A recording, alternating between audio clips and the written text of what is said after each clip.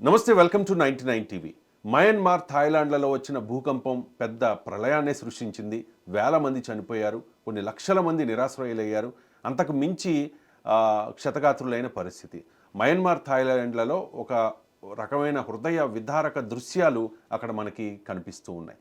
రీసెంట్గా ఈ భూకంపాలు వచ్చే దేశాలు ఎక్కువ అవుతూ ఉన్నాయి. చాలా దేశాల్లో భూకంపాలు వస్తున్న పరిస్థితి కనిపిస్తోంది. మన ఇండియా చూసుకుంటే, ఇండియా చుట్టుపక్కల ఉన్న ఆఫ్ఘనిస్తాన్ అవ్వచ్చు, నేపాల్, భూటాన్, అలాగే థాయిలాండ్, మయన్మార్లు కూడా ఇండియాకి బోర్డర్లో ఉన్నాయి. సో అవి కూడా భూకంపానికి లోనైనప్పుడు, అక్కడ భూకంపం వచ్చినప్పుడు మరి ఇండియాలో భూకంపం వస్తే ఏంటి పరిస్థితి?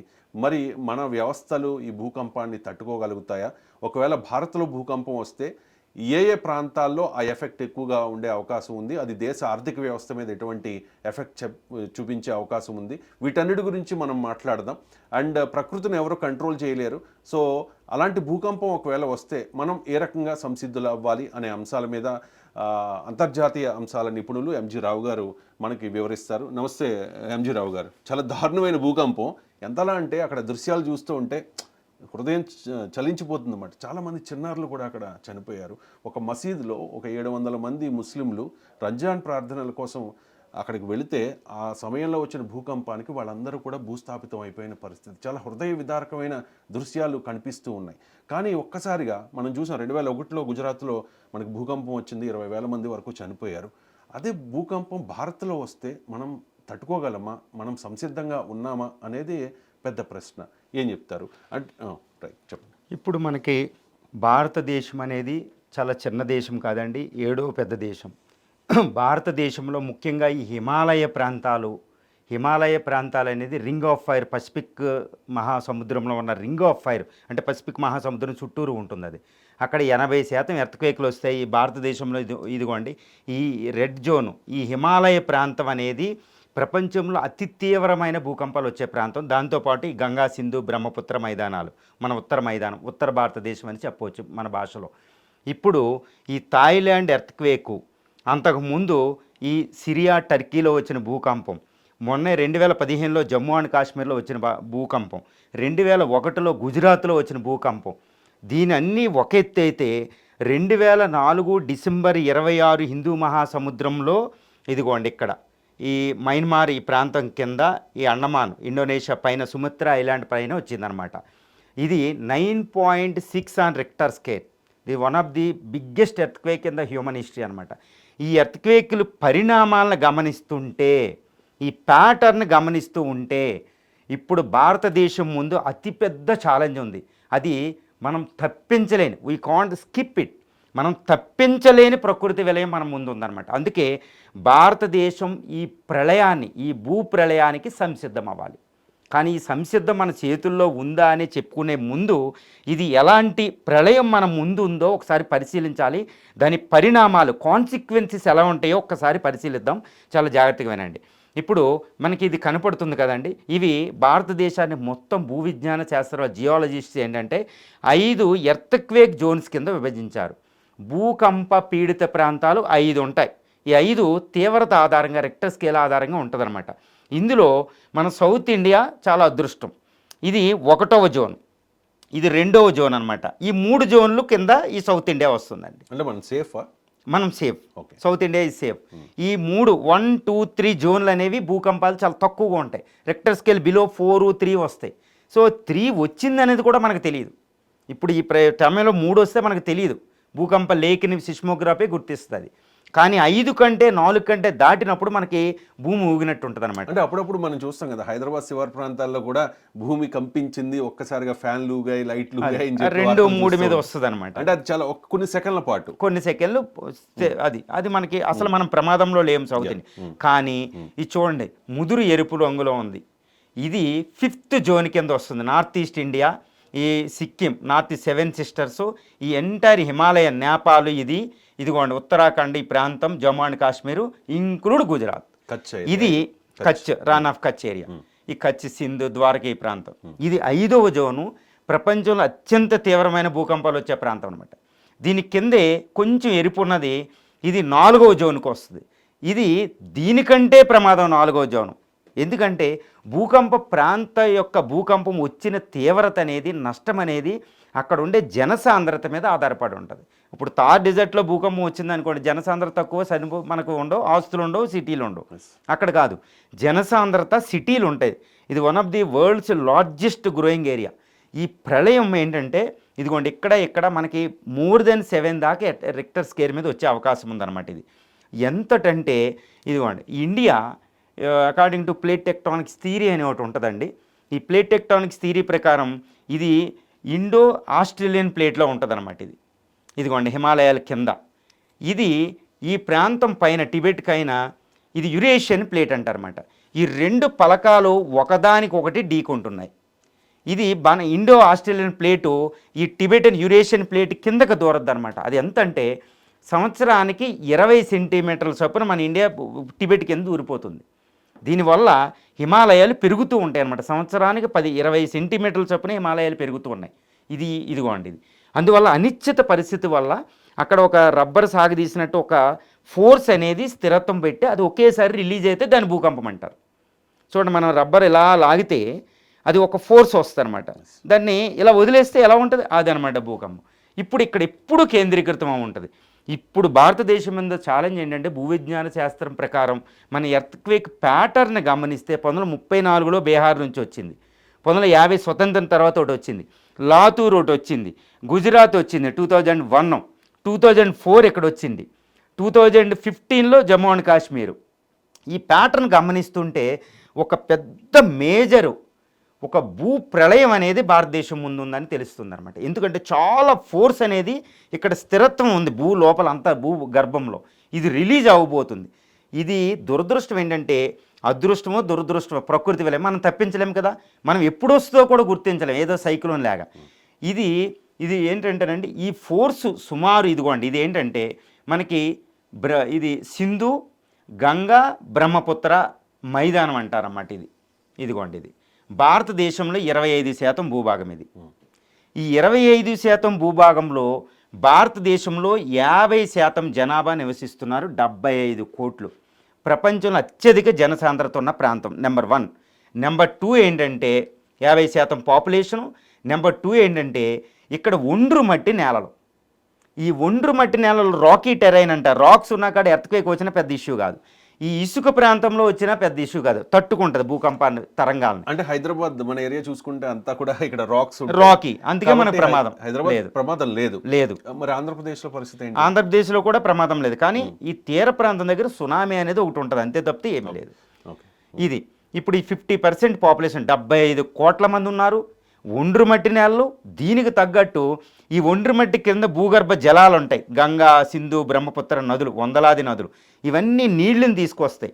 కాబట్టి మట్టి ఎప్పుడు స్పాంజ్ లాగా కరిగిపోయి ఉంటుందండి. ఇది రెండో ప్రమాదం. మూడో ప్రమాదం ఏంటంటే అర్బన్ ఏరియా. ఇక్కడ అమృత్సర్ నుంచి కలకట్టా వరకు 2500 కిలోమీటర్ ప్రాంతంలో ఇది వరల్డ్స్ లార్జెస్ట్ అర్బనైజ్డ్ ఏరియా. ఇప్పుడు ఢిల్లీ తీసుకోండి, ఢిల్లీ అర్బను, అమృత్సరు, లక్నో ఇలా తీసుకోండి, అప్ టు కోల్కతా, ఇదంతా హైలీ అర్బనైజ్డ్ సిటీస్ అనమాట. మన అర్బన్ సిటీస్ మీకు తెలుసు, ఒక జపాన్ మాదిరిగా మన బిల్డింగ్ కూడా ఉండదు. 99.99% బిల్డింగ్లు కూలిపోయే అవకాశం ఇంత రిక్టర్ స్కేల్ మీద మోర్ దెన్ 7 వస్తే ఉంది. అంటే ఈ ఏరియాలో 50% పాపులేషన్ ఇండియా పాపులేషన్ 75 కోట్లు. అంతమంది ఎఫెక్ట్ అయ్యే ప్రమాదం ఉంది కదా? ఉంది. ఒండ్రు మట్టి నేలలు, నదులు తమ గమ్యస్థానాన్ని మార్చుకునే అవకాశం ఉంది. పెద్ద పెద్ద డ్యామ్స్ ఉన్నాయి, కూలిపోయే అవకాశం ఉంది. ఇంత బిల్డింగ్లు పడిపోతాయి. నదులు అంటే పెద్ద పెద్ద మీరు చెప్పారు కదా, గంగా నది, ఇంకా సింధు బ్రహ్మపుత్ర, కోశి, ఇవన్నీ పెద్ద పెద్ద నదులు తమ దిశను మార్చుకుంటే అంటే ఏ సిటీ నుంచి వెళ్తాయి కూడా మనం చెప్పలేం, ఏ పల్లెటూరు నుంచి మీద వెళ్తే కూడా అన్ని హ్యూజ్ అర్బన్ ఏరియా, పల్లెటూర్లు, జనసాంద్రత. కాబట్టి ఈ ప్రకృతి మొన్న థాయిలాండ్లో వచ్చిన 7.7 రిక్టర్ స్కేల్ మీద, ఇది తీవ్రత అండి, భూకంప తీవ్రత. ఇంత తీవ్రత భూకంపం ఢిల్లీ పరిసర ప్రాంతాలు, అంటే ఢిల్లీ నుంచి అమృత్సర్ నుంచి కలకట్టా మధ్యలో ఎక్కడొచ్చినా ఇది ఒక డూమ్స్ డే, ఒక భూ ప్రళయంగా పరిగణించవచ్చు. అది ఎంత తీవ్రత ఉంటుందంటే నదులు దిశలు మార్చుకుంటాయి, రవాణా సదుపాయాలు విచ్ఛిన్నమవుతాయి, బిల్డింగులు, ఇంత ప్రమాదం ఉందన్నమాట. సో ఈ తీవ్రతను తట్టుకోవడం భారతదేశానికి సాధ్యమా అంటే అసాధ్యం. అమెరికాలో కాలిఫోర్నియాలో కార్చిచ్చిన అమెరికాలో తట్టుకోలేకపోయింది.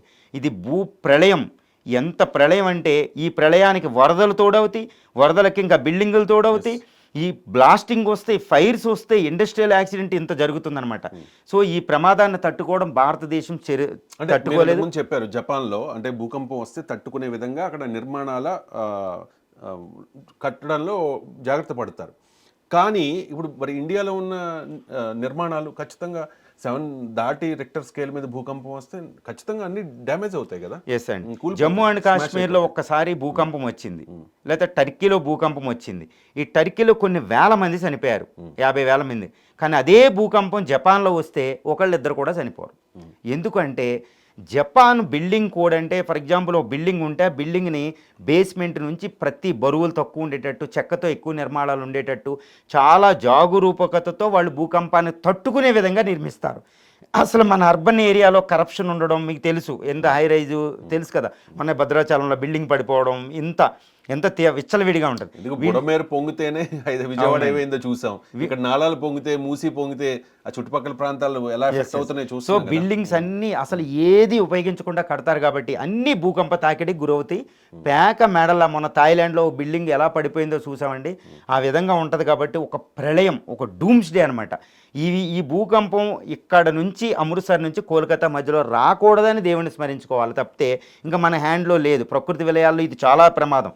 సో ఈ విలయం వస్తే భారతదేశం ప్రపంచంలో అత్యధికంగా వేగంగా అభివృద్ధి చెందుతున్న భారతదేశం, అదే మోదీ చెప్తూ ఉన్నారు 5 ట్రిలియన్ ఎకానమీ గల ఆర్థిక శక్తిగా ఎదగబోతూ ఉన్నాం త్వరలో అని చెప్పేసి. 2047 నాటికి అది ఎకానమీ మీద ఎటువంటి ఎఫెక్ట్ చూపిస్తుంది ఒకవేళ ఇదే జరిగితే? ఒక క్లుప్తంగా చెప్పాలంటే భారతదేశం రెండు దశాబ్దాలు వెనక్కి వెళ్ళిపోతుంది. ఇప్పుడు ప్రస్తుతం అభివృద్ధి చెందుతున్న 7-8% వృద్ధి మొత్తం పడిపోయి 2 దగ్గరికి వచ్చాయి. మళ్ళీ హిందూ గ్రోత్ రేట్లోకి వెళ్ళిపోతాం. 80లో 90 ముందున్న ఆర్థిక సంస్కరణలకు ముందున్న హిందూ గ్రోత్ రేట్లో ట్రాప్లోకి వెళ్ళిపోతాం. సో ఈ భూకంపం అనేది, ఈ విలయం, ఈ జన నష్టం, ఆస్తి నష్టమే కాకుండా భారత ఆర్థిక వ్యవస్థ 2047 అమృత కాలంలో మనం పెట్టుకున్న target world's second largest economy, రెండవ అతిపెద్ద ఆర్థిక వ్యవస్థగా అవతరించబోతుంది 2047 నాటికి. అటువంటి దాన్ని ఆపే శక్తి గల ఒకే ఒకటి ఏంటంటే ఈ ప్రకృతి విలయం. సో దీన్ని తట్టుకోవడానికి భారతదేశం సంసిద్ధం అవ్వాలి. కానీ సంసిద్ధం అవ్వాలనేది భారతదేశం చేతిలో లేదు, ఇది ప్రకృతి చేతిలో ఉంది. ఇక్కడ రాకూడదని దేవుని పూజించాలి, అది ఒకటే మన చేతిలో ఉన్నది. కానీ మానవుడు తన ప్రయత్నాన్ని వదులుకోకూడదు. అదేంటంటే ఇప్పుడు కనీసం ఇప్పటి నుంచైనా ఇంతటి పెద్ద భూకంపం వస్తే తట్టుకునే నేషనల్ డిజాస్టర్ మేనేజ్మెంట్ యాక్ట్ ఉంది. దాని ప్రకారం నేషనల్ డిజాస్టర్ మేనేజ్మెంట్ జాతీయ స్థాయిలో, ఈ రాష్ట్రాల స్థాయిలో ఉంటుంది స్టేట్ డిజాస్టర్ మేనేజ్మెంట్. ఈ యాక్ట్ని ఇంకా పరిపుష్టం చేసి ఈ భూకంపం వస్తే తట్టుకోవడానికి కావాల్సిన చర్యలన్నీ తీసుకోవాలి అంతర్జాతీయ స్థాయిలో, జపాన్ స్థాయిలో. ఇప్పటి నుంచైనా బిల్డింగ్లు, రవాణా వసతులని, డ్యామ్స్ కట్టేటప్పుడు 9 కంటే ఎక్కువ తట్టుకునేటట్టు ఇవి నిర్మించాలండి. రాష్ట్రాలు ఎక్కడికక్కడ పటిష్టం చేయాలి, ఎక్కడికక్కడ నష్ట నివారణ చేయాలి. It's very big task. It's biggest, అసలు బియాండ్ ఇండియాస్ కెపాసిటీ అనమాట. భారతదేశ సామర్థ్యానికి మించింది.